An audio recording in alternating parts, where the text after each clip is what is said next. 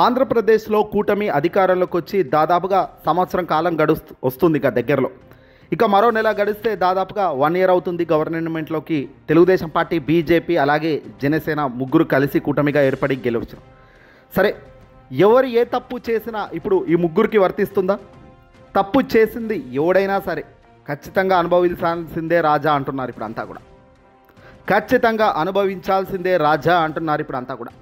తాజాగా కేంద్రంలో ఎన్డీఏ సర్కార్ తీసుకుంటున్న చర్యలకు, నిర్ణయాలకు వ్యతిరేకంగా కూటమి నేతలు అడుగులు వేస్తారా అంటే ఖచ్చితంగా వేయరు. ఎందుకంటే ముగ్గురు కలిసే అధికారంలోకి వచ్చారు కాబట్టి వాళ్ళు ఏం నిర్ణయం తీసుకున్నా దాన్ని వ్యతిరేకించే ధైర్యం తెలుగుదేశం పార్టీకి లేదు.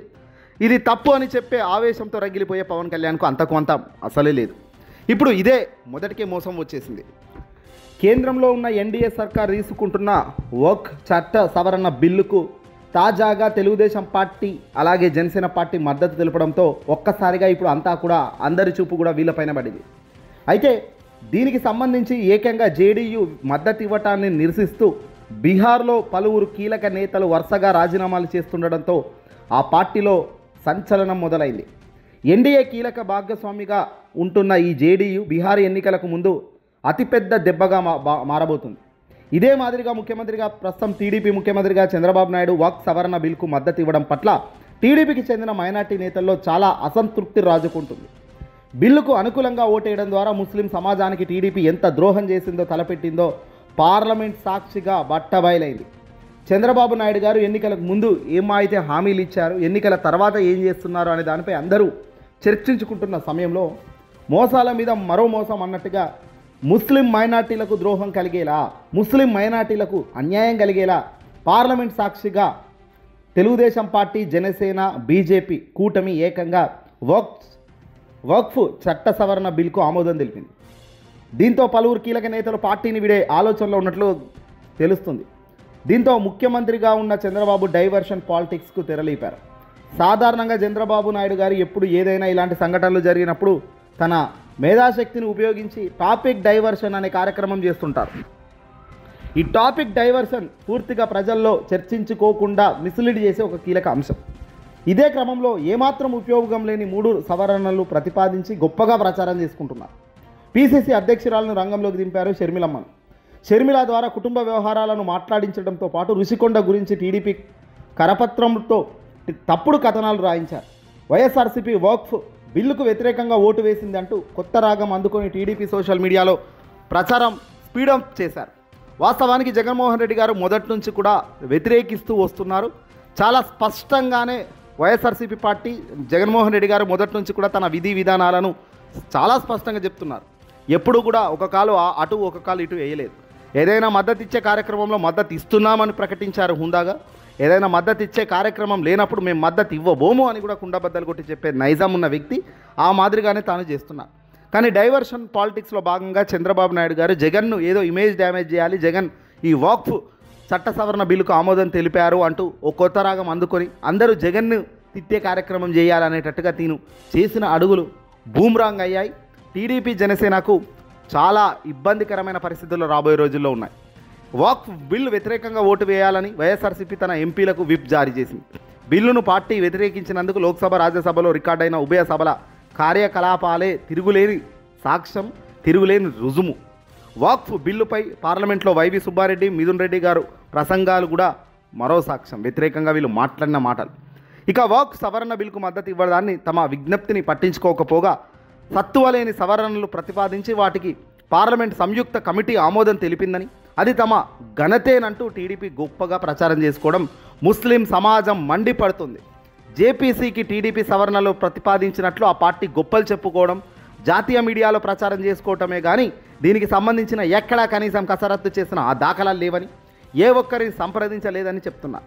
అసలు టీడీపీ ప్రతిపాదించిన 3 సవరణలు ఏమాత్రం పసలేనివని, కేవలం ముస్లిం మైనార్టీలను డైవర్ట్ చేసే కార్యక్రమంగా మరేమీ లేదన్నారు.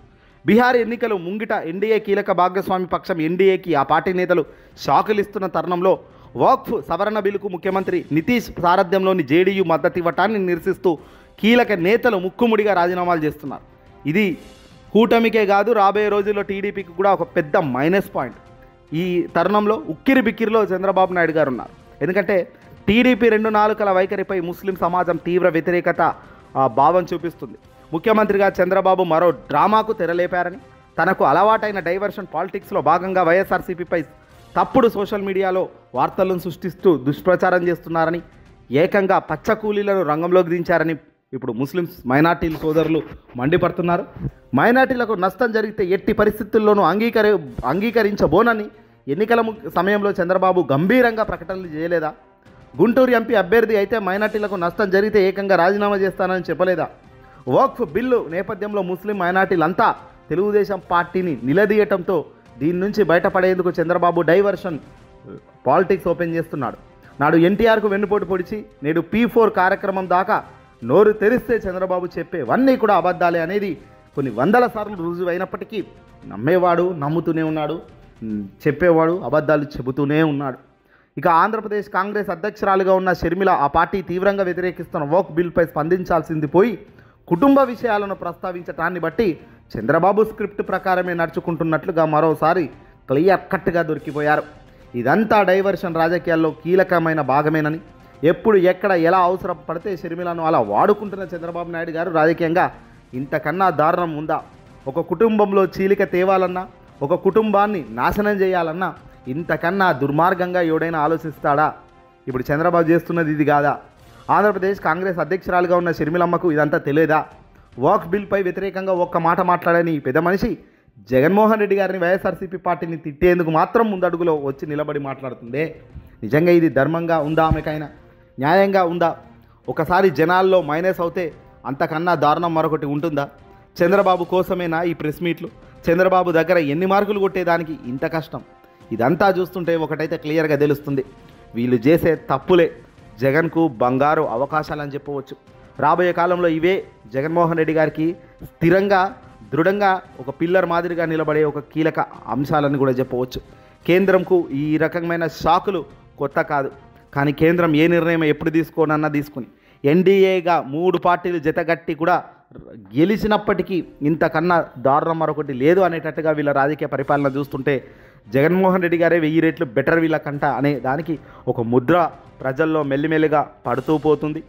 రాబోయే కొద్ది కాలంలో ఈ పడుతున్న ఈ బలం మరింత చేకూరించి ఒక ప్రభంజన సునామీ లాంటి తలపించే విజయం రాబోయే కాలంలో ఖచ్చితంగా ఉంటుందనేది అయితే క్లియర్గా తెలుస్తుంది. వీళ్ళ తప్పులే కేంద్రంకు ఒకవైపు మైనస్ అవుతూనే జగన్ గారికి రాష్ట్ర వ్యాప్తంగా ఆంధ్రప్రదేశ్లో మాత్రం వైఎస్ జగన్ గారికి వైఎస్ఆర్సీపీ పార్టీకి భారీగా మద్దతు వస్తుంది ప్రజానీకం నుంచి. తప్పు చేసినప్పుడు అల్టిమేట్గా ఇక్కడ జరిగే అన్యాయం, ఇక్కడ జరిగే కోపం అంతా కూడా అది ఇంకోరికి ఖచ్చితంగా ప్లస్ అవుతుంది.